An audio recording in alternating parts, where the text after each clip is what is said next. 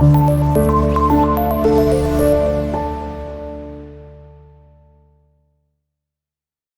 वालेकुम class, my name is Babar Arshad and I am your physics teacher.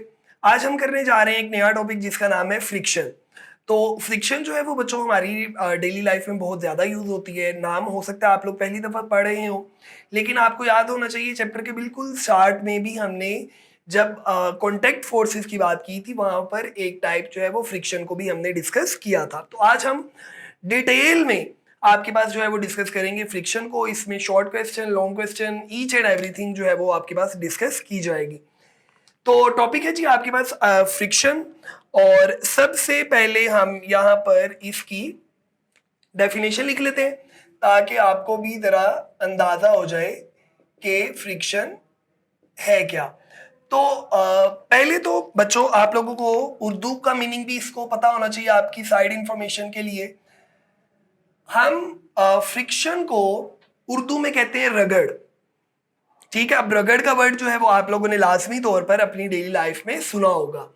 अच्छा, अब होता ये है जैसा कि मैंने आपको पहले भी बताया था, जब हम किसी ऑब्जेक्ट को, बॉल को ग्राउंड में फेंकते हैं तो अब according to Newton's first law of motion उस बॉल को अपनी स्टेट को कंटिन्यू रखना चाहिए अनटिल अनलेस उसके ऊपर कोई फोर्स एक्ट ना करे।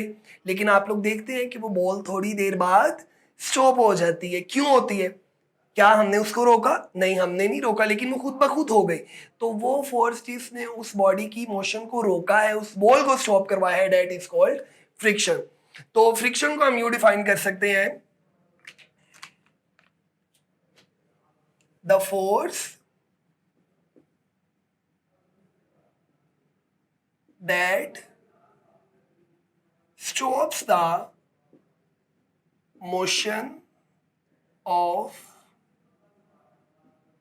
moving objects is called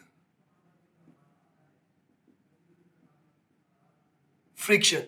तो वो फोर्स जो बॉडीज की मोशन को रोक देती है उसे आप क्या बोलते हैं? फ्रिक्शन बोलते हैं। एग्जाम्पल्स बहुत सारी हैं, लेकिन स्पेसिफिकली हम आपके साथ कोई एग्जाम्पल जो है वो यहाँ पर डिस्कस नहीं करेंगे, लेकिन ओवरऑल जर्नल में आपके साथ बहुत सारी एग्जाम्पल जो है वो डिस्कस करने जा रहा हूँ।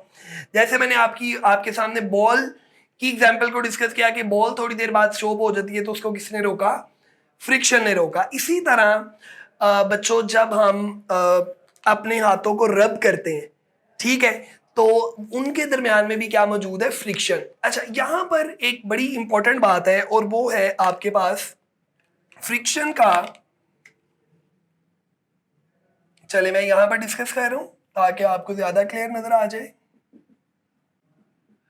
Dissipative effect of friction.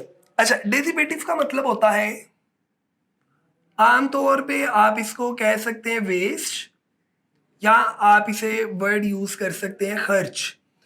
अच्छा, अब होता यह है फ्रिक्शन की वजह से बच्चों आपकी जो यूजफुल एनर्जी है वो बहुत ज्यादा वेस्ट हो जाती है। ठीक है, मतलब फ्रिक्शन के फायदे भी हैं और नुकसानात भी हैं, दोनों चीजें साथ साथ है। अच्छा, अब वेस्ट जो है वो आपके पास कैसे हुआ? जैसे मैंने आपको भी बताया, जब हमने अपने हाथों को रब किया तो रब करने से क्या होगा? हमें अपने हाथ गर्म फील हो। तो फ्रिक्शन जो है उसकी वजह से कौन सी एनर्जी प्रोड्यूस हो गई? Heat energy. तो इसी वजह से आपकी जो मशीन है, मशीन के जो पार्ट्स हैं, जब वो मूव करते रहते हैं तो मूव करने की वजह से वो भी क्या हो जाते हैं? हीट अप हो जाते हैं। तो इसका मतलब वहां पर भी जो हमने एनर्जी दी हुई थी उसका कुछ हिस्सा फ्रिक्शन की वजह से हीट एनर्जी में कन्वर्ट हो गया। इसी तरह आपके पास रात में हमें शूटिंग ऑफ स्टार्स जो है वो नजर आता है। एक स्टार हमें ट्रेवल करता हुआ दिखाई देता है, लेकिन असल में वो स्टार नहीं होता। होता क्या कि वो आपके पास एक ऑब्जेक्ट है और जब वो ऑब्जेक्ट आपके एटमॉस्फेयर में एंटर होता है विद वेरी हाई वेलोसिटी, तो वहां पर भी फ्रिक्शन की वजह से इतना ज्यादा हीटिंग इफेक्ट प्रोड्यूस होता है कि वो बर्न हो जाता है और उसकी बर्निंग जो है वो आपको दिखाई देती है। तो ये सारा कुछ हमारी बुक में मेंशन है। तो यहां पर हम डिफाइन करते हैं डिसिपेटिव इफेक्ट ऑफ फ्रिक्शन। तो फ्रिक्शन क्या है? Friction is a dissipative force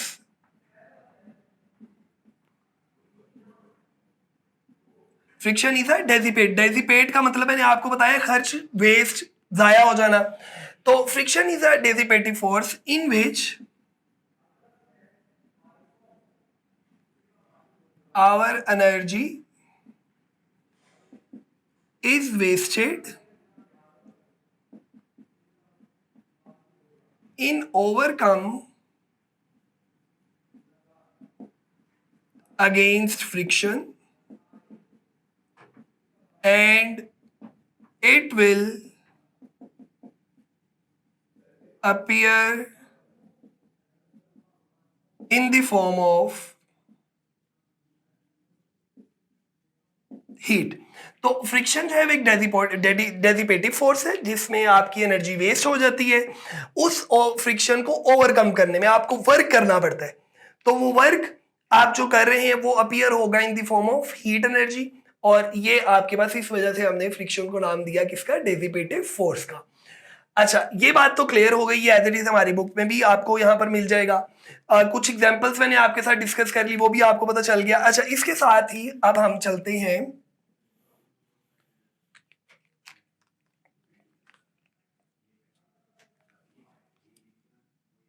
sliding friction पर।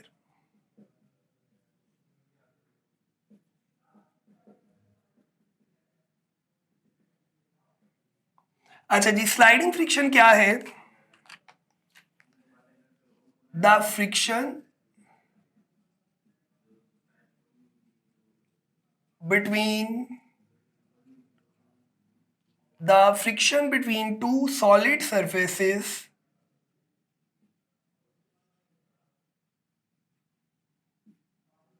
is called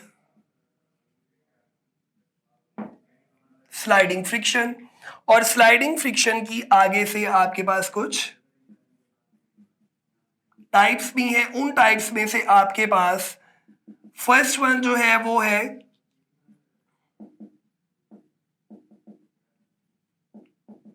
काइनेटिक फ्रिक्शन, और एक है आपके पास स्टैटिक फ्रिक्शन। तो वन बाय वन हम इनको डिस्कस करते हैं, और डिस्कस करने से पहले आप लोगों ने क्या करना है, एक डायग्राम को डिस्कस करना है। डायग्राम आपके पास ये है कि एक आपके पास टेबल, और इस टेबल पर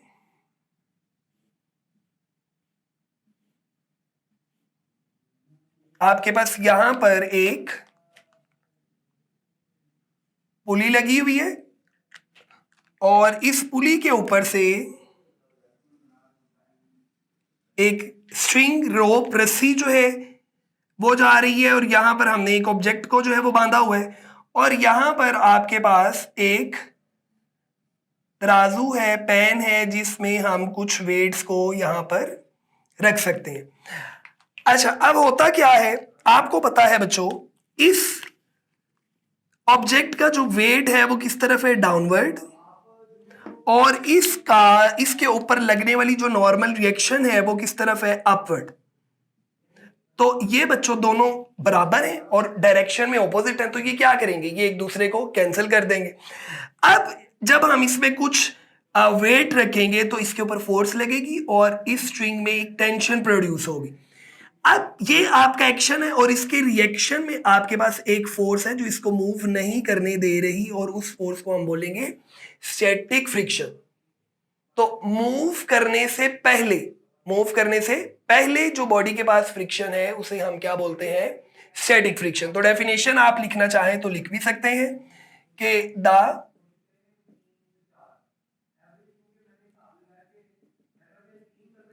रेजिस्टिंग फोर्स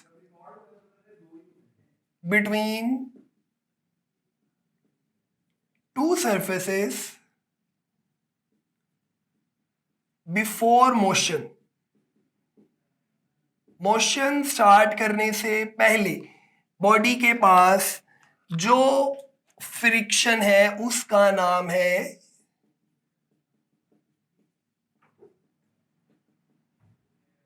स्टैटिक फ्रिक्शन। और स्टैटिक का मतलब बच्चों होता है, स्टैटिक का मतलब होता है आपके पास एट रेस्ट, और इसी तरह काइनेटिक का मतलब होता है मोशन।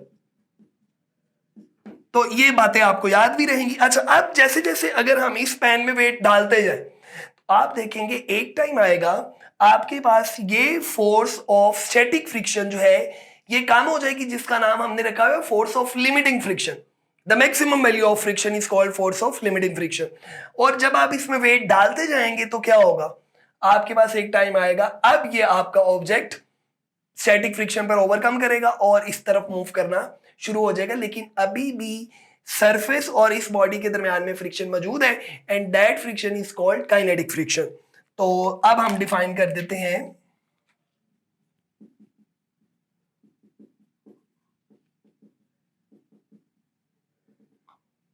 Kinetic friction. तो डेफिनेशन बच्चों क्या होगी, the friction in state of motion is called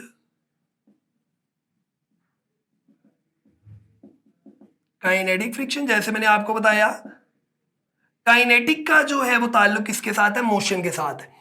तो इसी तरह ये आपकी बुक में एक्सप्लेन भी किया गया है, तो बहुत इजी है इसको याद रखना। तो सबसे पहले आप लोगों ने डेफिनेशन लिखनी है, बुक से ज़रा मैं आपको बता देता हूँ ताकि आपको हेडिंग्स भी मार्क करने में आसानी हो जाए। तो फ्रिक्शन जो आपके पास पहला पैराग्राफ है इसमें सिंपल कुछ एग्जांपल्स गिवन है, डेफिनेशन एज सच कोई नहीं गिवन। डेसिपेटिव इफेक्ट आपको गिवन है, उसी तरह friction is a dissipative force due to which energy is wasted, क्योंकि आपको वर्क करना पड़ा है। जैसे मैंने आपको बताया था एनर्जी जो है वो वेस्ट होती है इन ओवरकम अगेंस्ट फ्रिक्शन, तो is wasted in doing work, क्योंकि आपको वर्क करना पड़े to overcome against friction and the lost energy appears in the form of heat. तो ये आपके पास लाजमी आपने लिखना है। फिर कुछ एग्जांपल्स हैं वो आप अपने वर्ड्स में लिख सकते हैं। शूटिंग ऑफ स्टार्स पैराग्राफ में गिवन है, ये भी आप जो है वो बताएंगे। और इसके साथ ही फिर sliding friction, the friction between two solid surfaces, ये डेफिनेशन है, मार्क कर लीजिए। और नीचे फिर आपके पास दो इसकी टाइप्स गिवन है। और नेक्स्ट पेज पर आपको यहाँ पर नजर भी आ रहा होगा, नेक्स्ट पेज पर हमारे पास स्टैटिक फ्रिक्शन और काइनेटिक फ्रिक्शन की एक्सप्लेनेशन गिवन है। डेफिनेशन आप यहाँ से कर लें या आपको समरी से भी मिल जाएंगी, आप वहां से भी कर सकते हैं। तो ये इस तरह से आपका टॉपिक जो है वो कंप्लीट हो जाएगा। उम्मीद है आपको समझ में आ गई होगी। याद लाजमी कीजिए, याद करेंगे तो आप पेपर में लिख सकेंगे। क्लियर हो गया जी? चले, अपना ख्याल रखें बच्चों, अल्लाह हाफिज।